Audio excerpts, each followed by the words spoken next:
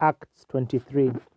And Paul, earnestly beholding the council, said, Men and brethren, I have lived in all good conscience before God until this day. And the high priest Ananias commanded them that stood by him to smite him on the mouth.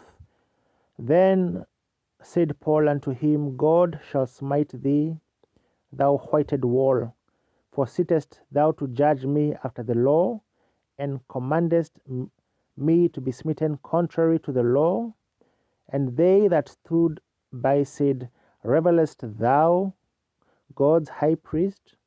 Then said Paul, I wist not, brethren, that he was the high priest. For it is written, Thou shalt not speak evil of the ruler of thy people.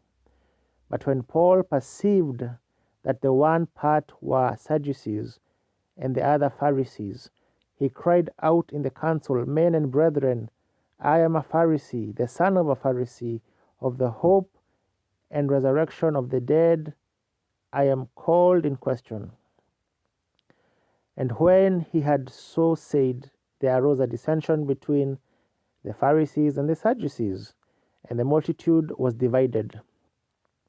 For the Sadducees say, there is no resurrection, neither angel nor spirit, but the Pharisees confess both.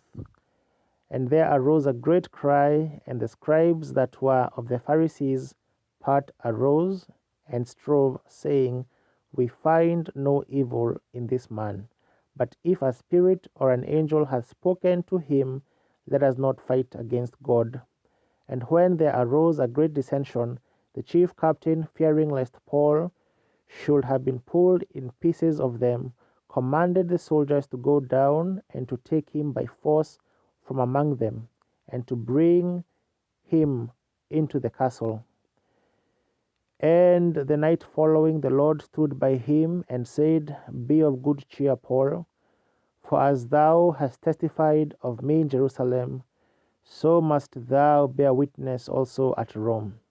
And when it was day, certain of the Jews banded together and bound themselves under a curse, saying that they would neither eat nor drink till they had killed Paul. And they were more than 40 which had made this conspiracy. And they came to the chief priests and elders and said, We have bound ourselves under a great curse, that we will eat nothing until you have slain Paul. Now therefore ye with the council signify to the chief captain that he bring him down unto you tomorrow, as though ye would inquire something more perfectly concerning him, and we, or ever he come near, are ready to kill him. And when Paul's sister's son heard of their lying in wait, he went and entered into the castle and told Paul. Then Paul called one of the centurions unto him, and said, Bring this young man unto the chief captain, for he hath a certain thing to tell him.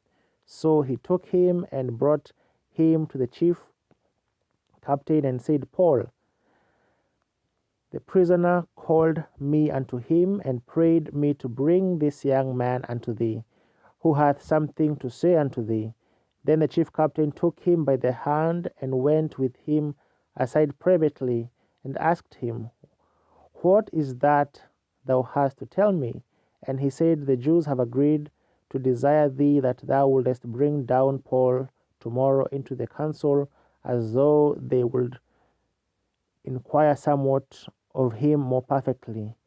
But do not thou yield unto them, for they lie in wait for him, of them more than 40 men, which have bound themselves with an oath that they will neither eat nor drink till they have killed him. And now are they ready, looking for a promise from thee.